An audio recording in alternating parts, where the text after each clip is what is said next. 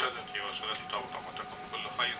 لقد أوضى مدير الأمن خلال رعايته في مطار كوالالمبور الدولي حيث توقيت المحلي بالناشئة حوالي الساعة 3:25 عصرا، ودرجة الحرارة الخارجية هي 32 درجة مئوية.